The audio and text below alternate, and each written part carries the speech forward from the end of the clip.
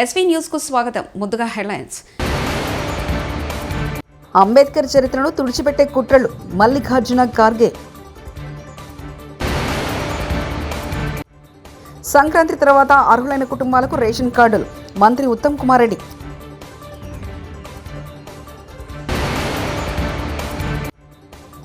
CM Chandrababu ఆధ్వర్యంలో cabinet సమావేశం.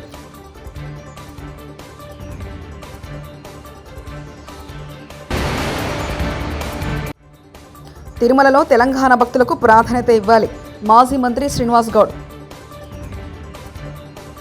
ప్రతిదానికి అంబేద్కర్ పేరు ప్రస్తావించడం కాంగ్రెస్కు ఫ్యాషన్గా మారిందని, ఆయన పేరు కాకుండా దేవుణ్ణి స్మరించుకుంటే 7 జన్మల స్వర్గం లభిస్తుందని కేంద్ర హోంమంత్రి అమిత్ షా చేసిన వ్యాఖ్యలను ప్రధాని మోదీ గట్టిగానే సమర్థించారు. అంబేద్కర్ చరిత్రను తుడిచిపెట్టేందుకు ఆ పార్టీ పనిన కుట్ర లేదని విమర్శించారు. బాబాసాహెబ్ను అవమానించిన ఆ పార్టీ చరిత్రను, వాస్తవాల చిట్టాలను షా రాజ్యసభలో బయటపెట్టారని, అది చూసి కాంగ్రెస్ నేతలు బెత్తరపోయారని అన్నారు. అందుకే అంబేద్కర్ను ఆయన అవమానించారని, కేబినెట్ నుంచి బహిష్కరించాలంటూ కొత్త నాటకాలు మొదలుపెట్టారని మండిపడ్డారు. వారి దురదృష్టం ఏమిటంటే ప్రజలకు నిజం తెలుసని బుధవారం ఎక్స్లో వరుస ట్వీట్లు చేశారు. అటు కేంద్ర మంత్రులు రాజ్నాథ్ సింగ్, అశ్విని వైష్ణవ్, కిరణ్ రిజిజు కూడా షాక్ అండగా నిలిచారు. తాను అంబేద్కర్కు వ్యతిరేకంగా ఒక్కనాటికి మాట్లాడనని షా తేల్చి చెప్పారు. అంబేద్కర్ను అవమానించిన, ఎస్సీ ఎస్టీలకు నిర్లక్ష్యం చేసిన కాంగ్రెస్ చీకటి చరిత్రను అమిత్ షా పార్లమెంట్లో బట్టబయలు చేశారు. ఏళ్ల తరబడి అధికారం అనుభవించి ఎస్సీ ఎస్టీల సాధికారతకు చేసింది శూన్యమని ప్రధాని విరుచుకుపడ్డారు.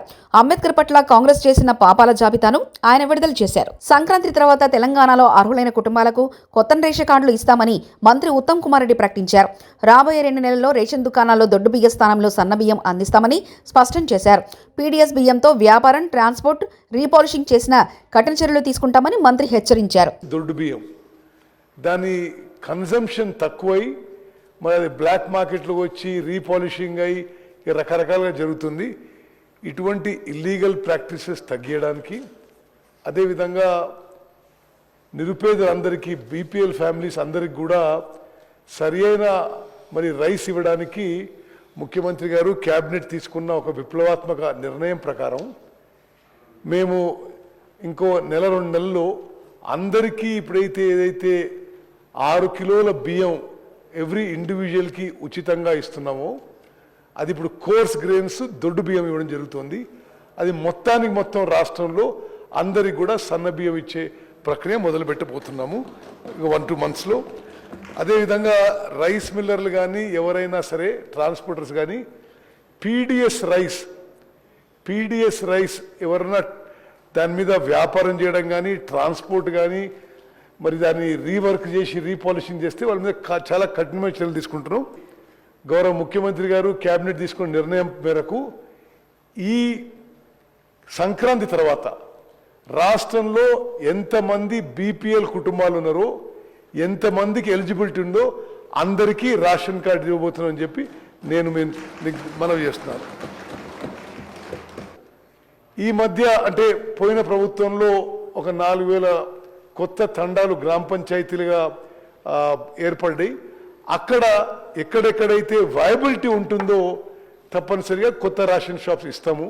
కానీ మా అనుభవం ఏంటంటే మరీ ఎక్కువ రేషన్ షాప్స్ ఇచ్చినా ఉన్న వాళ్ళకి ఒక్కొక్కరికి వాళ్ళ దగ్గర ఉన్న రేషన్ తగ్గిపోయి వయబిలిటీ కావడం లేదు.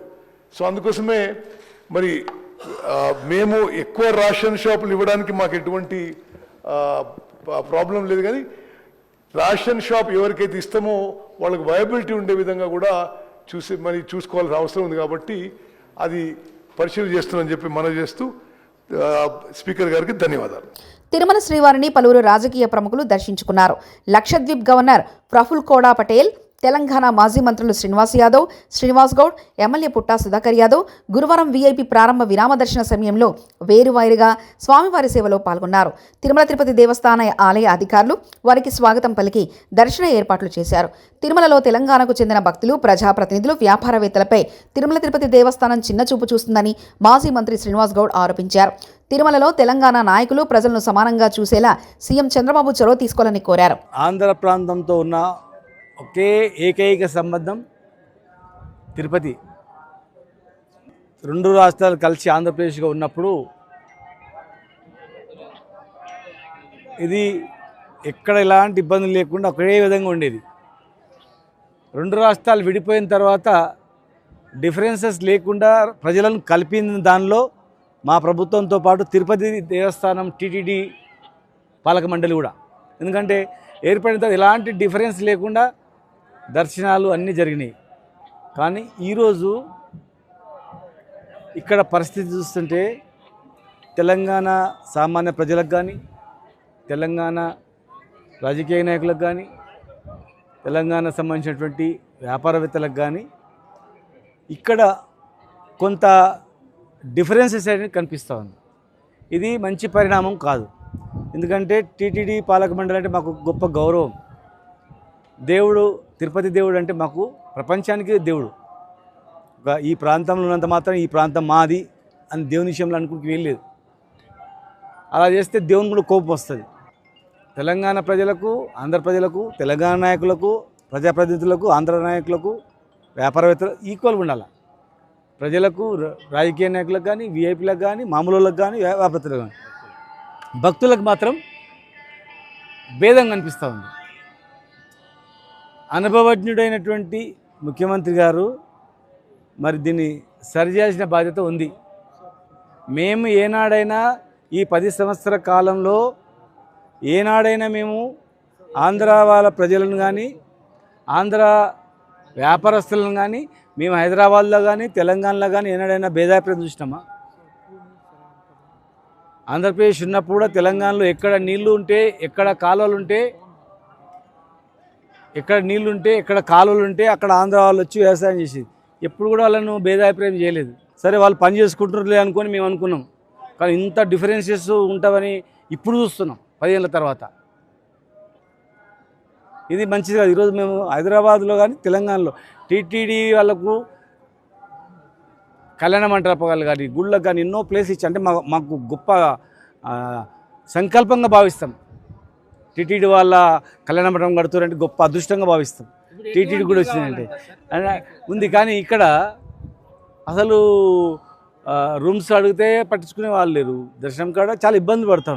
సరి చేసుకోవాలి. ఎందుకంటే మనము అన్ని రాష్ట్రాలు వేరు, మన 2 రాష్ట్రాలు వేరు. మనకు రక్త సంబంధం ఉన్న రాష్ట్రం ఇది కోరుకోరు. కనుక కలిసిమెలిసి అందరూ ఉండడానికి బాధ్యత. ఇది చాలామంది చెప్పారు, బాధల నుంచి కూడా వెళ్ళిపోతారు అన్నమాట.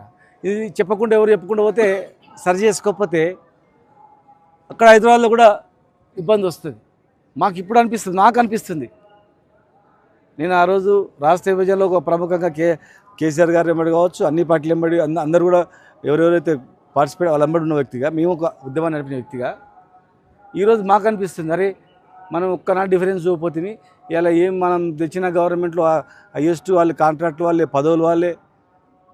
పదవులు అనుభవించిన వాళ్ళు ఎక్కువ శాతం. మేము ఇప్పటి వరకు 26,298 కోట్లు వడ్డీ కట్టామంటూ డిప్యూటీ సీఎం బట్టి విక్రమార్క తెలిపారు. కట్టింది 26,298 కోట్లు. ముఖ్యమంత్రి చంద్రబాబు నాయుడు నేతృత్వంలో గురువారం ఉదయం 11 గంటలకు కేబినెట్ సమావేశం ప్రారంభం కానుంది. ఈ భేటీలో పలు కీలక నిర్ణయాలు తీసుకునే అవకాశం ఉంది. రాజధాని నిర్మాణాలకు సంబంధించి అనుమతులు ఇచ్చే అవకాశం ఉంది. ఇటీవల 42వ 43వ సిఆర్డీఏ అథారిటీ మీటింగ్లో తీసుకున్న నిర్ణయాలపై కేబినెట్లో చర్చించే అవకాశం ఉంది. అలాగే 8,821.44 కోట్లకు ట్రంక్ రోడ్లు, లేఅవుట్లలో వేసే రోడ్లపై కేబినెట్లో చర్చిస్తారు. ఎల్పీఎస్ రోడ్లకు 3,807 కోట్లు, ట్రంక్ రోడ్లకు 4,521 కోట్లు, బంగ్లాలకు, జడ్జీలకు, మంత్రులకు 492 కోట్లు, నేలపాడు, రాయపూడి, అనంతరవరం, దొండపాడు వంటి గ్రామాల్లో 236 కిలోమీటర్లు రోడ్లు లేఅవుట్లకు అనుమతిస్తూ అదాటి నిర్ణయంపై కేబినెట్లో చర్చ జరగనుంది. ట్రంక్ రోడ్డు 360 కిలోమీటర్లు ఉండగా అందులో 97.5 కిలోమీటర్లకు ఈ రోజు గ్రీన్ సిగ్నల్ ఇచ్చే అవకాశం ఉంటుంది. కాకినాడ సీపోర్ట్లో వాటలను కారు చౌకగా కొట్టేసిన కేసు కీలక మలుపు తిరిగింది. ఇందులో లోగుట్టు వెలికి తీసేందుకు ఎన్ఫోర్స్మెంట్ డైరెక్టర్ ఈడీ రంగంలోకి దిగింది. జగన్ హయాంలో చోటు చేసుకున్న ఈ బలవంతపు డీల్ వెనక భారీగా మనీ లాండరింగ్ జరిగిందని ప్రాథమిక నిర్ధారణకు వచ్చింది. ఈ వ్యవహారంలో కీలకంగా వ్యవహరించిన వైసీపీ రాజ్యసభ సభ్యుడు వైవి సుబ్బారెడ్డి తనయుడు విక్రాంత్ రెడ్డికి ఈడీ నోటీసులు జారీ చేసినట్లు అత్యంత విశ్వసనీయంగా తెలిసిందే. కాకినాడ సీపోర్ట్ అసలు యజమాని కేవీ రావును జగన్ సన్నిహితులు బెదిరించి భయపెట్టి కారు చౌకగా వాటాలు కొట్టేసిన వైనంపై ఈడీకి పలు ఆధారాలతో సహా ఫిర్యాదులు వెళ్లినట్లు తెలిసింది. వాటిని పరిశీలించిన ఈడీ ఈ డీలో మనీ లాండరింగ్ చోటు చేసుకుందని ప్రాథమికంగా నిర్ధారణకు వచ్చినట్లు సమాచారం. ప్రొఫెసర్ కోదండరాం వల్లే సోనియా గాంధీ తెలంగాణ ఇచ్చింది.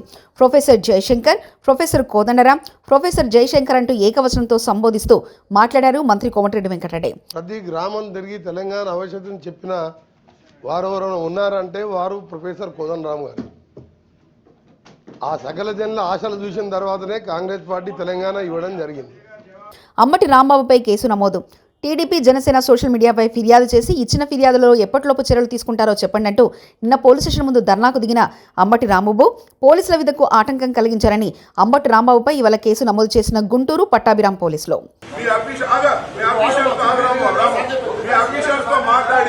మాకు దీనికి సమాధానం ఎప్పుడు చెప్తారో చెప్పండి, మేము వెళ్తాం. మళ్ళా వచ్చిన సందేహం చేస్తాం. చెప్పండి, తక్షణమే చెప్పండి. చెప్పండి, 19వ తారీఖు నేను ఇచ్చా. వచ్చి ఇచ్చానా లేదా? ఏది 14 రోజులు చేయాలి.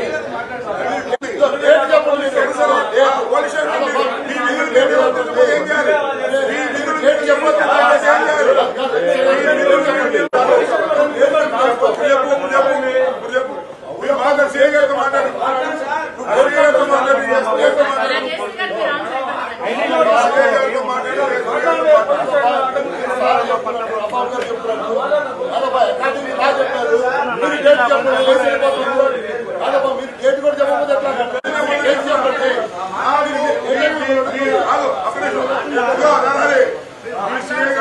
మాట్లాడచ్చు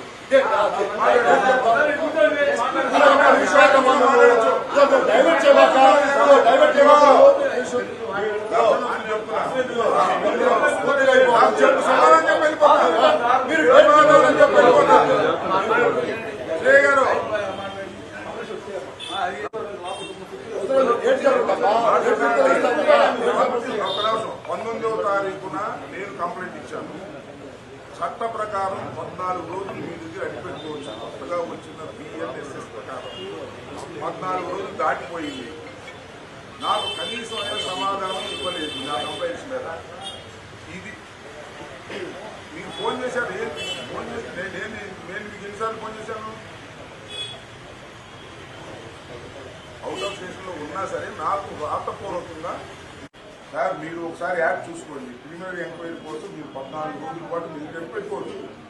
ఆ 14 రోజులు నేను మీతో మాట్లాడలేదు. అవును సార్, మీరు లేకపోతే మీ డ్యూటీ నిర్వహించేవాళ్ళు మరొకరు ఉంటారు కదా సార్. సరే, నాకు ఇప్పుడు మీ పోలీస్ స్టేషన్ ముందు కూర్చున్నాను నేను. Thank you. ఇప్పుడు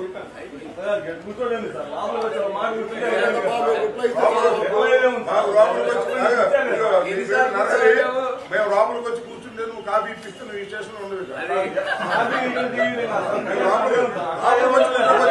నేను మంత్రిగా ఉండి నేను వచ్చి కంప్లైంట్ ఇస్తే ఆ కంప్లైంట్ మీరు పట్టించుకోకుండా పక్కన పారేస్తే ఏం చేయాలి మిమ్మల్ని? నాకు అర్థం కాదు. చట్టం పనిచేస్తుందా లేదా ఈ రాష్ట్రంలో? ఏమైపోయింది? 2 రోజులు టైం ఇచ్చా, 2 రోజులు నీకపోతే నేను ఒక మాట చెప్తాను. నేను మాజీ మంత్రి న్యాయవాదిని వదిలిపెట్టాను. ఈ కేసు ఏదో ఒక విధంగా చేయకపోతే, మీరు చట్ట ప్రకారం దాన్ని డిస్పోజ్ చేయకపోతే నేను ఒప్పుకోను. రాజకీయంగా ఎండ్ కావాలి.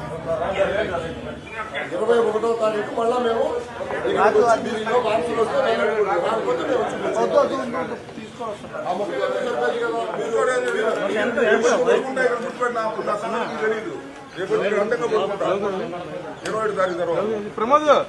ఎడ్లబండిపై అసెంబ్లీకి వెళ్తూ బీజేపీ ఎమ్మెల్యేలు వినూత్న నిరసన తెలిపారు. రైతులకిచ్చిన హామీలను కాంగ్రెస్ ప్రభుత్వం నెరవేర్చలేదని ఆరోపిస్తూ నిరసన తెలుస్తూ 2 లక్షల రుణమాఫీ జరగలేదని, సభలో రైతులపై చర్చ జరగడం లేదని విమర్శించారు.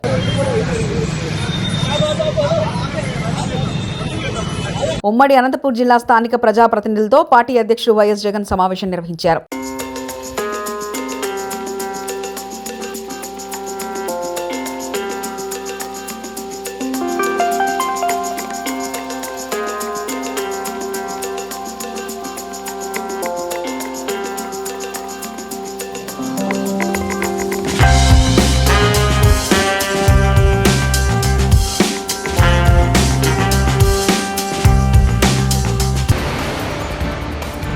అంబేద్కర్ చరిత్రను తుడిచిపెట్టే కుట్రలు మల్లికార్జున ఖార్గే.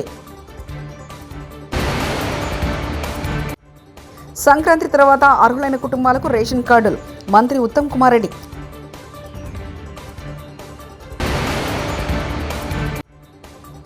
సీఎం చంద్రబాబు ఆధ్వర్యంలో కేబినెట్ సమావేశం.